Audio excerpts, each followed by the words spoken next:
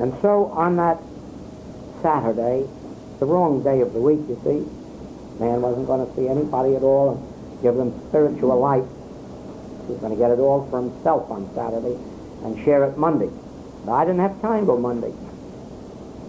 And so on that Saturday, fully convinced that I had made no progress and I wasn't any further advanced in the spiritual awareness than I had been 13 years before, on that day of all days, enough light should break through so I could do healing work. And that many of these human traits should fall away from me. In that one day, after 13 years, well, you see, onion skins had been falling away. And in that one day, the realization came. You know how it came to Saul of Tarsus. He too had spent years and years and years studying about God, praying, reading. And to our sense, it would seem that he was doing it in the wrong way because he was doing it in the Hebrew way. Wasn't anything wrong about that. He was doing it in the perfectly right way.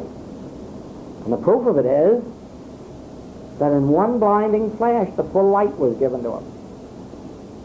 Well, yeah, that wouldn't come if he'd been doing everything wrong all those years. He wasn't. The Hebrew way is all right. Protestant way, Catholic way, the Hindu way, the Mohammedan way. Any way is all right if the desire is to know God. And certainly, you know, that was Saul's desire. He was even willing to kill for his idea of God. And when we ourselves are willing to sacrifice our lives, or our money, or our time, or our effort, for our concept of God, we will someday lose that concept of God and find the one true God. That's all that happened to Saul. In that blinding flash, he lost the Hebrew concept of God. And he gained the vision of God, the experience of God, which is even better than a Hebrew concept or a Christian concept or any other concept. Because a concept is only a concept, it's never God. And all of these concepts that we follow, Hebrew, Christian, or other, the best they can do for us is to lead us to the place where we realize that none of them were correct. That the only thing that's correct is the experience of God itself. And then when you have the experience of God itself, you will know how foolish you were in believing that your concepts were correct. Let me illustrate that. I'm sure that very, very often you think of God as Jesus did, as Father. Well, now, if you just stop to think a minute, you'll know that that's all wrong. Because what is a father? A male parent? You don't think God is a male parent, do you? You know that God isn't a male parent. And so you say, oh, and I've been thinking of God as Father. Yes. Is that correct? No. No, God is not a male parent. Well, then why did Jesus speak of God as Father? Because to Jesus, God, Father wasn't a male parent. He had already agreed that there are no male parents. So when he said Father, he didn't mean that he had a male parent inside of himself. No. He was thinking of Father in an entirely different way than you and I do. So it is when the Hindu talks about Mother God, you don't think for a minute that a really enlightened soul would think of God as a female parent. No. And so you say, oh, I mustn't say Mother God because all I know of Mother God is a female parent. What do they see? I don't know. I don't know, because God doesn't appear to me as Mother God. But I'm sure that they don't think of it as a female parent. And so when Fox of the Quakers coined the term Father, Mother God, combining the Christian and the Hindu, he wasn't thinking of a combined male and female. You know he wasn't.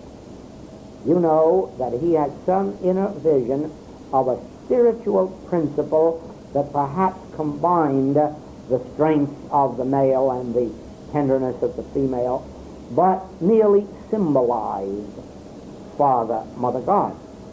And so if you are entertaining a concept of God as Father, Mother, God, you're far from the point unless you too have had a spiritual realization of what Father, Mother means in a spiritual sense. Of course, there are people who know the meaning of Father, Mother in a spiritual sense. For instance, whoever is the author of the first chapter of the book of Genesis knows all about God as Father, Mother, because he calls God the creator of all things and revealed that this creation was complete before it was manifested. He had a vision of the invisible presence and power or activity of law at work. Now then, we today use different terms for God, and they're all right for today. Next year, you'll probably have an entirely different concept of God, and you'll be using a different term. I know in the early stages of many people's experience, they think of God as mind or principle. Later on, they begin to perceive the nature of God as spirit or soul. And then, as you know, to me came the revelation of God as infinite invisible. And so each one in turn comes face to face with God experience as Saul did. Now that's when you've risen above the letter of truth into the spirit or consciousness of truth. That is when you have left behind your studies of God, as Saul studied God, and come into the experience of God. That is just identically the same as anybody who knows all that the truth books say about God and prayer and spirit, and then after they have their own first experience, that's all wiped away. And then they begin to phrase it in their own terminology. They begin to write books showing it as it came through to them. But it isn't the last word. It might be the last word for them, but it isn't the last word, because the very moment that you have your God experience, the minute that you are in the position that Saul of Tarsus was in, or any mystic, you then begin to write books showing it forth as the experience appeared to you. Walt Whitman did, Brother Lawrence did, Emerson did, Blake did, was it Francis Thompson of England did. Anybody who has an actual God experience begins all of a sudden to write.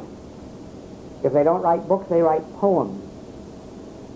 And the strange thing about it is, there's a book called the Oxford Book of English Mystical Verse, published by the Oxford Press.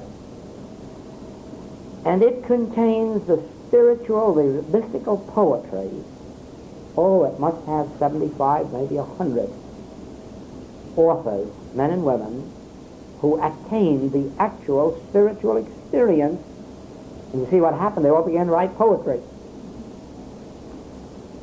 And the strange part is that when you read it, you find that each one had the same experience, that the moment they realized or achieved that God experience, they spoke the word I.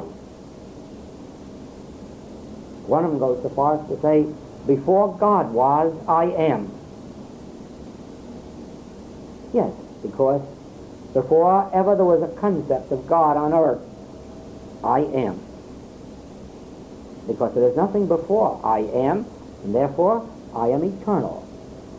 I have existed before birth, and I will exist long after what the world calls death.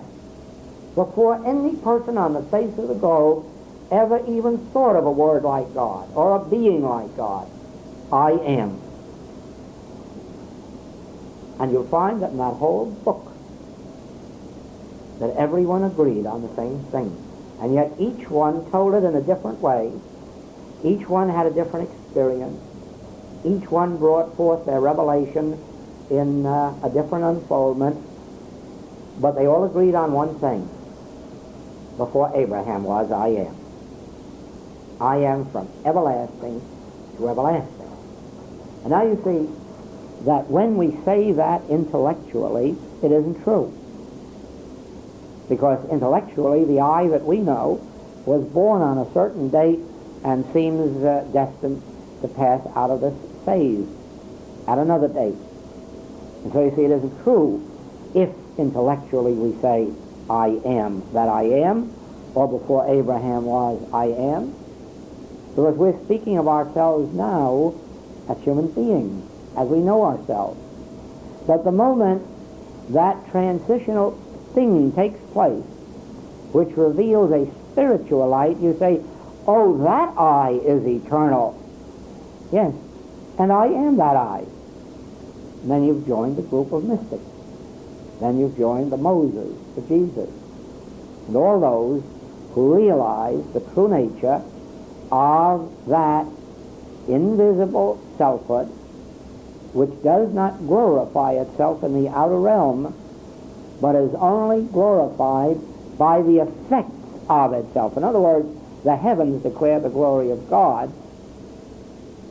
The earth showeth forth his handiwork.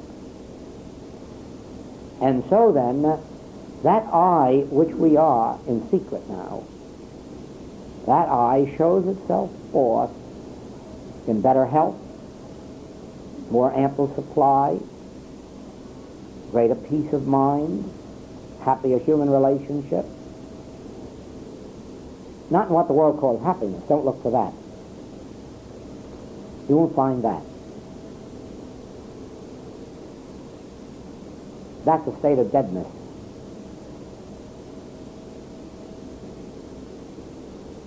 But there is a state of peace which is at peace regardless of the outer circumstances or conditions of life. In other words, Jesus could be led to the cross, but you don't think for a moment that he lost his peace or that he thought he was losing his life. Oh no. In the attainment of this inner spiritual vision, he could give up his body without giving up his life. And as he proved, he could even give up his body and then pick it up again. I can lay down my body and I can pick it up. No man can take it from me. Why? Because now I've achieved the realization of God. And who's going to destroy God's work? You don't think for a minute that if God is life eternal, that anyone can destroy it. And so if God is infinite life, that's your life and mine. It'll never be destroyed. But saying this to you, and you intellectually agreeing on it, will not do the work for you. But by abiding in it, eventually you'll pass from the letter of truth to the actual experience or demonstration or spiritual discernment of truth. Now, the whole point of this evening, as it flashes through my mind, is this: that in our years of study, we may, at this moment, some of us here, be only agreeing intellectually that these things are true, and then saying, but I can't prove them, or I can't evidence them, or I can't show them forth. I can't even feel them. That's all right. Everyone has gone through that phase, not for a year or 2 or 3. Some have merely gone through it 1 or 2 or 3 or 7 or 8. But there's any reason to believe that there aren't people who haven't gone through it for 30 years. You say, what? Possibility of looking forward to that? Yes, there is that possibility, but you might as well be prepared for it and say, I've got to keep going, because where am I going to go if I stop? I've got nothing to go back to. So even if it does take 30 or 40 years, I might as well stay on the path until it breaks, because if you stick to the correct letter of truth, you will attain the spiritual wisdom. And even if you are following a teaching that is not so correct, in its statement of truth, and your motive and desire for God is as pure as that of Saul of Tarsus, you also will arrive. It doesn't mean that just the correct letter of truth is going to get you into heaven. No, it's a marvelous thing not to be filled with a lot of the errors that do exist in many teachings, but there's enough light in any of those teachings for an individual who is not concerned about whether he's an infinite way student or a Christian Scientist or unity or a divine science, but who says, I don't care what you call me, my motive is in finding God. My desire is to find God, not to glorify divine science or Christian science or unity or the infinite way. I don't care about them. What I care about is me and my relationship to God and the attainment of it. And so, if I'm following the infinite way teachings or the divine science or the Christian science or the unity, and not thinking of them as some kind of a glorified something or other, but thinking of them merely as a means toward bringing me to the light of revelation, then any one of them will suffice. There is enough truth in any of them to lead a person to the kingdom of God. It won't be that way if you take those teachings and just look on them as some kind of a God itself, or something infallible, or that you must follow its rules and regulations. Oh, no. No. If you are to benefit from them, you must look on them as steps, as help, as aids toward your realization of God. Then you'll attain it. And you'll attain it in any one of them. There's enough truth in any of them to lead you right to the kingdom of God. If your motive is to achieve the realization of God and not just be thought to be some kind of a loyal follower of something or somebody, don't do it. Certainly, you know in this work that we don't ask such things or demand it, firstly because I don't want any personal followers, and I'm sure that those who get anywhere in this work will never want personal followers. Only one thing that any of us have a right to want, and that is if God has given us any grace at all, that we can share it with you so that you can find God. You want to find God and join a Catholic convent? God bless you. Go ahead and do it. As long as you find God where you are, it makes no difference. Now, you can find God through the study of the letter combined with meditation, prayer, and a very humble desire to know God, whom to know aright is life eternal. Please believe me, you will not ever gain life eternal just by following a religious teaching, any religious teaching. You will only gain life eternal by knowing Him aright. And believe me, there have been Catholic mystics who knew Him aright, and Protestant ones, and Christian Science ones, and Unity ones, and New Thought ones. All you have to do is be concerned with knowing God aright and staying with it through the trials and the tribulations until those onion skins fall off, enough of them, to bring you to the spiritual experience of knowing God. Now, when that experience takes place, first of all, it will show itself forth in this way. You will lose all anxiety, all concern, and all fear for yourself. That's the first thing that happens. You know that alive or well, sick or well, alive or dead, you're just the same infinite spiritual being that you are now. And so you won't be too concerned whether you're a little sick or a little well, or a little dead or a little alive. Whether you live in one state or another, or whether you live on one plane of consciousness or another, won't disturb you. That is the first thing that happens. Care drops away. Responsibility drops away. And then instead of having to support yourself with physical or mental means, your support begins to flow without taking thought for your life. Then instead of establishing health by a lot of thought-taking processes and knowing the truth processes, all of that drops away. and your health is taken care of as if there really were a God who cared. Because by that time, you come into the actual experience of God caring. Now,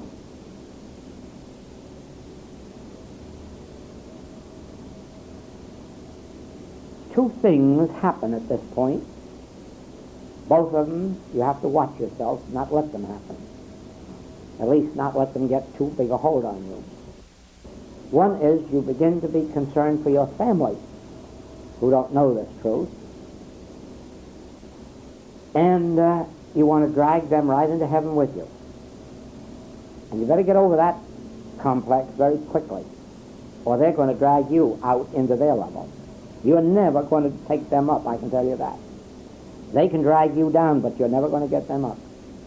You might as well let them work out their own salvation, and if they're to come up, they'll come up, either through grace or through difficulties, the same as you did. But trying to save them their difficulties and take them up the easy way, no, it's more apt that they'll take you down than if you take them up. But then the second great worry is you want to give it to the world.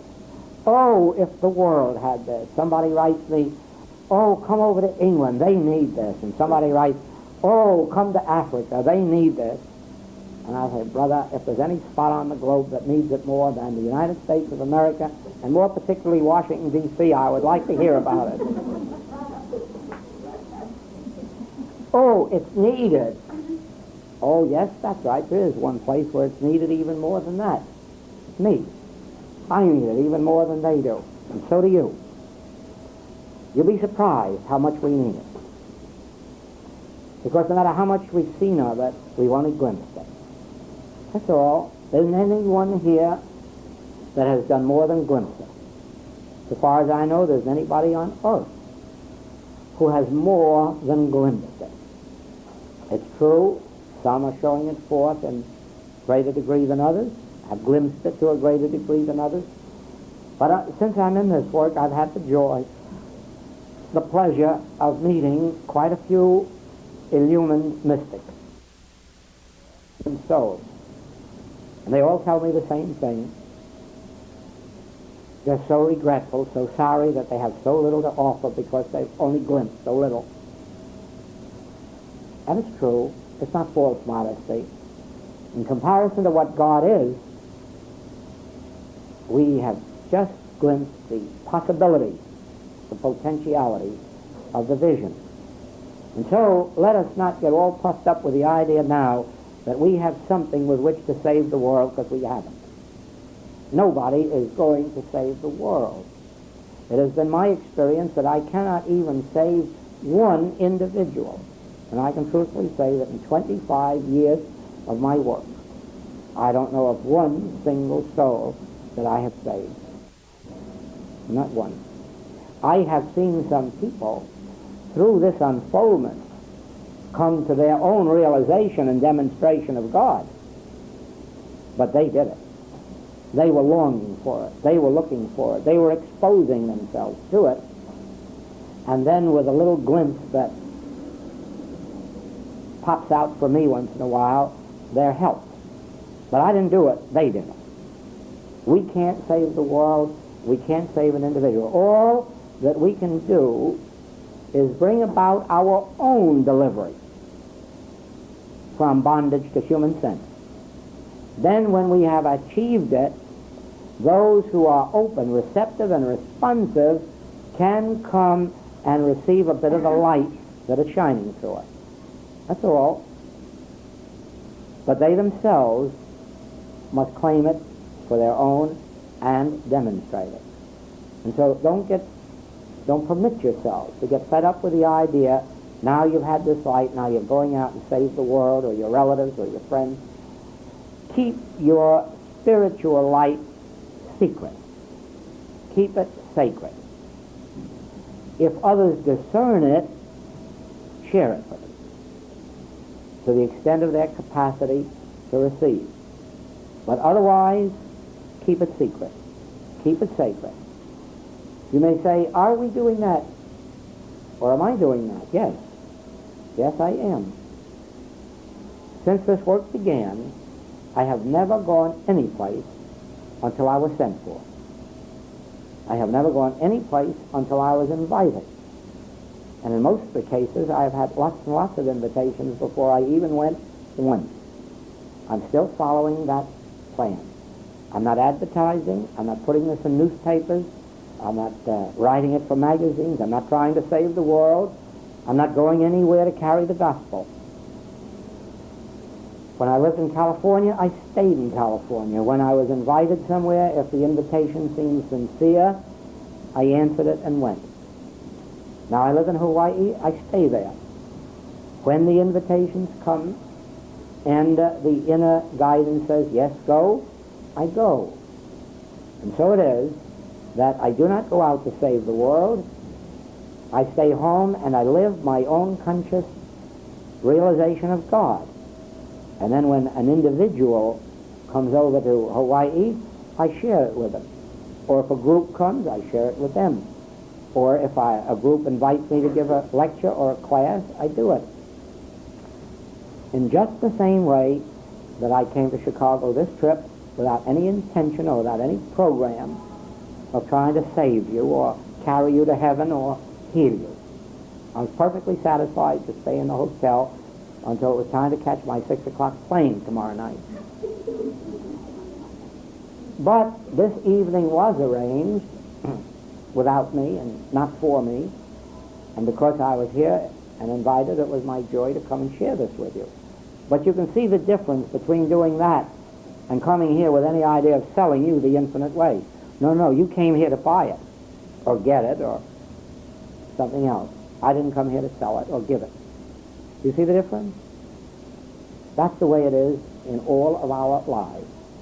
I don't offer it to my brother, I don't offer it to my sister, because they have not reached out for it, they haven't asked for it, they haven't desired it. Once in a while they need a healing and they'll ask for that, and they get it. But that's as much as they want, that's as much as they get, as far as I'm concerned. When either one of them says, now I'm ready, I want it, I'll be ready too to share it. Not 1 minute before. So whether it's my brother or my sister, or whether it's you, or whether it's all the you that are out in the world, it isn't my function to save you. It isn't my function to convert you to God. It isn't my function to mind your business. It's my function to mind my business. To go away for 40 days or 400 days and live my communion with God. And then, if by chance you say, give me some of that meat, give me some of that drink, give me some of that wine, that water, give me some of that spiritual food, you'll find that I respond to that call. And I share the light with you insofar as I have received it. And I say frankly to you that from there on you have to take it. Work with it, even if at first it's on the intellectual plane, until the time comes when it passes transitionally from an intellectual agreement to a spiritual experience. Now, when your spiritual experience comes, you will find that it will not be long after until you are called upon for healings or for instruction or for guidance. And then it will be your function to answer. Not go and see my practitioner, no. But since the call is made upon me, God's grace must give me the wisdom and the healing power to respond to it. Do you see that? It isn't a question of saying, oh, here's a book, you ought to go and see my teacher. No. It is a question that when the call is made upon you, that you must understand that God's grace is your sufficiency, and then respond. Because whatever call is made upon you, you will be able to respond to. There will be nothing greater than your capacity. The deeper things will still go to those more qualified. Because the more you have, the more will be expected of you. That's always the way. So do not hesitate. If someone calls you tomorrow and says, I'm not feeling well, can you give me some help? Don't run and say, no, I'll get you my book or give you my practitioner's telephone number. Don't do it. Say, yes, I will give you help. The grace of God that sent this call to me will meet this call. I of my own self do not know enough to heal a headache, but the grace of God that brought you to me will also perform the work that is given me to do. He performeth that which is given me to do. He perfecteth that which concerneth me.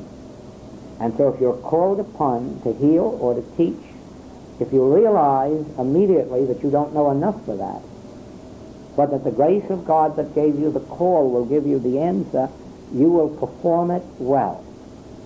If you make the mistake of saying, oh, I have a good understanding, or I have enough understanding to begin to teach, you'll find that you'll make shipwreck of your experience, because the truth is, you never will have that much understanding. You never will have enough understanding to heal. You never will have enough understanding to teach. In fact, you'll never even be good enough. You can't get that good. Not even Jesus could. Why callest thou me good?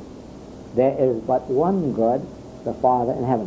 Why callest thou me spiritual? There is but one Spirit, the Father within. Why callest thou me a practitioner or a teacher or a master? There is but one Master, the Father within me, the Son of God within me. And so, as you continuously realize, not with false modesty, but with a clear understanding that whatever spiritual grace you have is the grace of God, then you can never fail. You can heal, you can teach, you can lead them to truth. Only through the realization that the grace of God that brought the call to you is the grace of God that answers the call to you. Then as you sit quietly in the silence, God will speak in some unmistakable way, not necessarily words or thoughts, but the activity of God will make itself evident and the result will follow. Now you see why you may at many times have tried to heal and not succeeded, even though you knew the truth. It was because it was at that time only an intellectual knowledge of truth. And it won't work, because the intellectual knowledge of truth is a stepping stone. It's one of the means by which we achieve the spiritual realization of it. I was asked recently about the founding of a university to teach practitioners and teachers. And I smiled. How long a course would you recommend? And how many hours a day? And how many days a week? As you better not answer, because I'm going to tell you that I will only consider it if you're willing to make the course 5 to 7 years and insist that the students live there 7 days a week without vacation for 5 years and give me 24 hours a day of their lives. Do not go home and have no obligations of any kind. I'll be glad to undertake it. Why? Because I have found that if I have a student 3 to 5 years, some 6 years, and I have them enough days a week and enough hours in a day, they finally develop. They finally develop into the spiritual vision.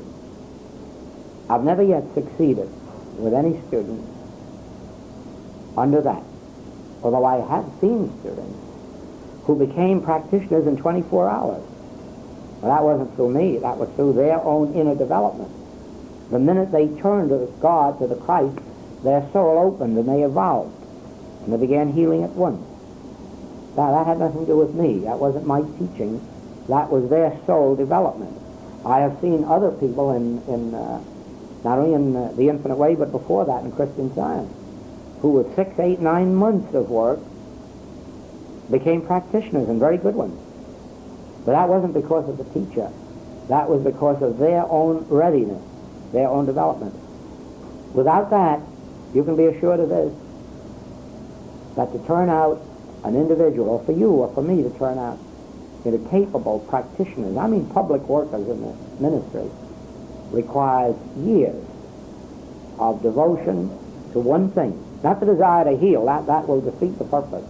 Not the desire to teach, that will defeat the purpose. The desire must be only to attain the God experience. Then, the moment the God experience comes, the teaching and the healing follow. And so it is, I wouldn't even be identified with a school that was identifying itself as practitioners or teachers. Frankly, I won't ever identify myself with a school, period. But that's the reason for it. The reason is that my inner unfoldment has revealed to me that the secret of life is attain that mind that was in Christ Jesus. Attain some measure of it anyhow. Attain the realization of God. Attain the God experience. Attain a conscious communion with God. Attain the ability to live and move and have your being in God. Attain the ability to throw one's whole dependence on the infinite invisible instead of on any person or circumstance in the outer. And so when a person undertakes to study with me with that object and has no thought in their mind of using it for a public ministry or to be a practitioner, then I can work with them. Then I can step by step lead them to that experience, and then after that they can go out into the ministry if they like, or they, as some have, can retire back into the country and never be seen of men again. They just go back and live their communion with God on the inner plane, and whatever work they do for the world is done on the inner plane. They do a lot of good, because these miracles that you're witnessing in the world today, and which you're going to witness in the next few years, like world peace on earth, and the utilization of atomic power for your automobile and airplane and so forth, all of those things are the result, the direct result of mystics' communion, conscious communion with God, bringing God into the visible world and appearing as these modern wonders, some of which we so badly misuse. But even the desire to misuse them will disappear, as it is disappearing. More and more, there is less and less desire to use the atomic bomb or the hydrogen bomb. There is less swaggering nationally and internationally with that bomb. There is more and more a willingness to conciliate, and that's not a sign of weakness. It's a sign of spiritual strength. When you're willing to forego the weapons of the world, it is only because you have a greater dependence on the invisible weapon, the Word of God, the sword of the Spirit.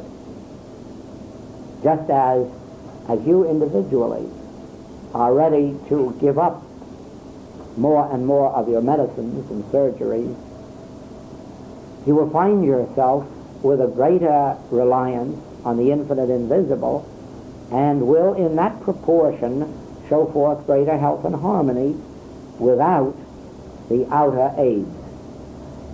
No one can say to you, you mustn't use medicine or you mustn't have surgery, because no one can make your demonstration for you. That is your individual experience. In proportion as you receive spiritual light, you will depend less on medicines, less on personal advertising, less on outer physical or mental activity. And you relax more and more and more in an invisible spiritual presence and power. So it is that as you attain more and more of spiritual life, you will depend less and less on legal processes. You won't have to go to court as much as you formerly did, and eventually you'll be able to get along without courts, because you'll find that whatever legal problems come to you will be solved. Oh, you may go to court to have it legalized or to have it made official, but you won't go to court to fight for your rights or to fight for your dues or to fight what's coming to you, because you'll find that more and more it'll be offered to you, free willing, free grace, without fighting. As the God experience comes into your life, the spiritual power accompanies it, governing your whole experience. Do not then be discouraged in the years of your study, when you are attaining an intellectual knowledge of truth. Also remember that the ways you have followed may not always be the ways even of intellectual truth. There may be lots of error in them. For instance, I illustrated that before. If any of you have ever followed the path of demonstrating supply or demonstrating home or demonstrating companionship, you have delayed your entrance into heaven, not purposely, but because you were erroneously taught. It was once believed that you could demonstrate supply. You can't. The movements that taught that have shrunk. They're almost invisible in England and here too, because they never succeeded in demonstrating supply. You can demonstrate a realization of God and have all the supply that you will ever want. You can't demonstrate companionship. You'll be surprised at how many letters go back out of my office, sometimes with money in them. My secretary has a good laugh. I receive letters like, please do some work for me for health, for wealth, and for a husband. Enclosed, please find $2 or $5 love offering. And I write back, I'm sorry, but I don't know how to get your health and wealth and a husband for $5. I don't even know how to get it for $50. And then we put a paragraph down there. If, however, you ever feel that you would like to know God, like to experience God, write me, and I'll be happy to help you. And one of these days, when you have that experience, you'll probably find you've got your health and your wealth and your marriage too. You see what I mean? You can't do it. You can't answer those letters. Oh yes, I'll take up work for you to get a husband. You may succeed. And then just think of the blame that happens afterward when he doesn't turn out right. Yes, you may demonstrate money for somebody, and then have some parent write you and say, why did you do that? He got in trouble with it. No.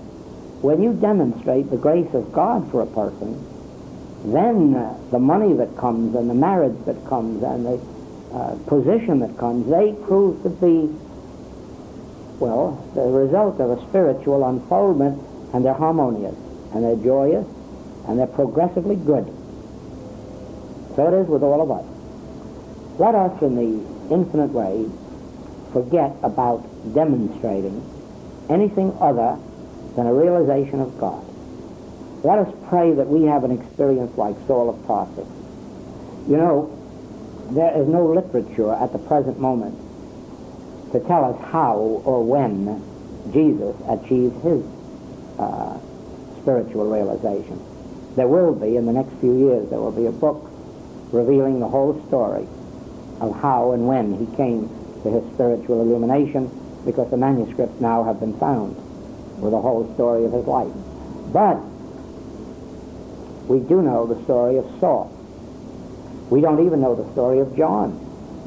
We don't know how John, of the Gospel of John, attained his spiritual light, except that he says he attained it or received it direct from Jesus Christ. But it isn't likely that he received it while Jesus was on earth. He received it in inner illumination. But see, the minute he received it, he was able to write a book about it. Before that, we haven't any record that he wrote books.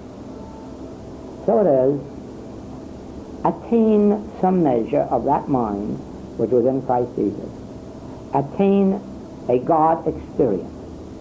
Attain the ability to consciously commune inside with God. Talk to no man about it, but find yourself a teacher with whom you can speak or with whom you can write, who can guide you, more especially one who can meditate with you. If you find a person, a teacher, who has attained some measure of ability to meditate, fruitfully, bring forth fruit, then meditate with that person. You don't need instruction in the letter of truth. You can find all of that in the Bible and certainly in the Infinite Way writings. But if you can have somebody who has attained the ability to touch the inner kingdom in their meditation, they can open your spiritual center so that you too will be able to read no longer with the intellectual mind, but with your spiritual consciousness. You'll then be reading with the heart instead of with the brain, or reading with the soul instead of with the brain. And so it is that in our work we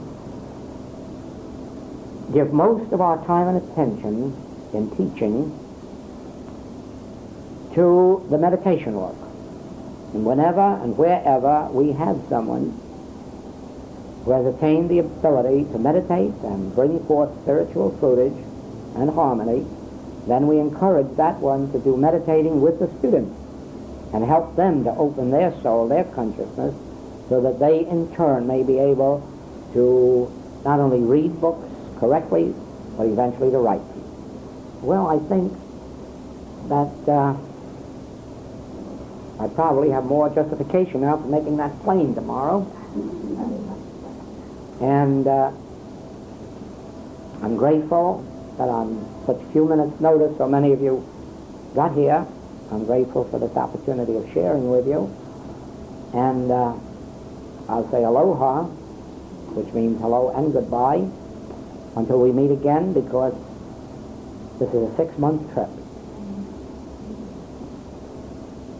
I might, in closing, say this to you, that just as you turn to a practitioner or teacher for meditation and communion, expecting it to bless you and release you from some of the burdens of the world, in the same way, those of us who are engaged in this work will appreciate your giving a few minutes every day to a conscious meditation or communion with the idea of realizing that the same Spirit that raised up Jesus Christ from the dead is upholding Lorraine, or upholding Valborg, or upholding me in my travels, or upholding those who are engaged in the Infinite Way work. If it is possible for one individual to pray and benefit another, then it is possible for another to benefit the one. And so it is that the Master asked the disciples to pray with him in the Garden of Gethsemane. He begged them to stay awake with him 1 hour, pray, meditate, hold up his hand. And so I say to every student of the Infinite Way, give me once in a while a minute or 2 or 5 of your time for conscious communion with God and the realization that God goes with me and is with me and is me, because God is functioning as the Infinite Way and upholding its messengers. The words are meaningless. We could write those words and read them every day. But it isn't that. It's realization of that. And as you have a conscious realization of that, it acts the same way as a treatment, a prayer, a communion. In my experience, in the experience of all our workers, we have no organization, as you know, but we have a staff of workers. Otherwise, there would be no monthly letter. There would be no tape recordings. There would be no published writings. There would be no correspondence. And I don't mind telling you that our correspondence at the present time is 4,000 letters per month plus. And so, you know, we have a staff. And just as we, every day, meditate and enter communion for the purpose of realizing that our teachers and our staff workers and our students are forever held in the bosom of the Father, so may the students do for us. Thank you. Aloha until we meet again.